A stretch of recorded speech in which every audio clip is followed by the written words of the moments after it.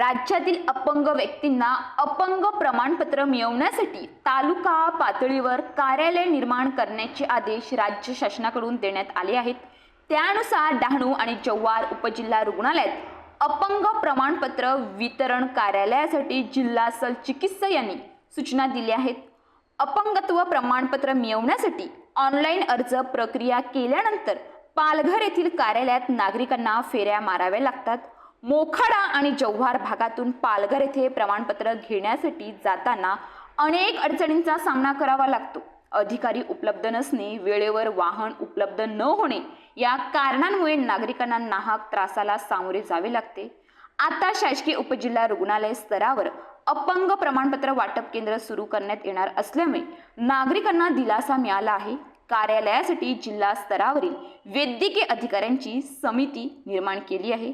येत्या 1 ते 2 आठवड्यात कार्यालयाची स्थापना होणार असून महिन्यातून 2 वेळा मंगळवार आणि शुक्रवारी कार्यालयात अपंगांना प्रमाणपत्र वाटप करण्यात येणार असल्याची माहिती जिल्हा शल्य चिकित्सक डॉक्टर रामदास मराड यांनी दिली आहे। तर रामदास मराड काय म्हणाले ते पाहूयात। हॅलो, नमस्कार सर, मी न्यूज पोलीस रिपोर्टर मधून बोलते। बोला ना. सर, आपल्या इकडे डहाणूमध्ये उपजिल्हा रुग्णालयात प्रमाणपत्रासाठी कार्यालय स्थापन करणार आहेत ना, वितरण? कुठलं प्रमाणपत्र? अपंगांसाठी कार्यालय उभारणार आहेत ना आपण? हो हो हो हो. हा. सर, त्याच्याबद्दल थोडीशी माहिती द्या ना मला। नाही, जे पण जिल्ह्याला देतो ना आता दिव्यांग प्रमाणपत्र, त्याची कधी, म्हणजे उद्घाटन कधी होणार आहे? नाही, उद्घाटन नाहीये. त्यांनी आता ते नेसेसरी डॉक्युमेंट्स त्यांचे हॉस्पिटलचे आणि तिथली टीम असं आम्ही ते पुण्याला माहिती पाठवली आहे। साधारणतः 15 दिवसामध्ये त्याचं एक पूर्तता होऊन आणि एक चालू होईल अशी अपेक्षा आहे। पहिल्यांदा कुठे व्हायचं हे अपंगांसाठी प्रमाणपत्र? हे जिल्ह्याला व्हायचंय ना, पालघरला। हा. मग त्यांची एकंदरीत त्यांची जी परवड आहे ती थांबणार आहे अपंगांची? हा, बरोबर। म्हणजे जी आपली 100 गटांची जी 2 आहेत आता आपल्या जिल्ह्यामध्ये, एक डहाणू आणि एक जव्हार, तर त्या 2 ठिकाणी आपण हे चालू करतो आपण। ओके, 2 ठिकाणी आपण चालू करतो। हो. ओके. आणि ते म्हणजे किती 15 दिवसांनी येणार आहे?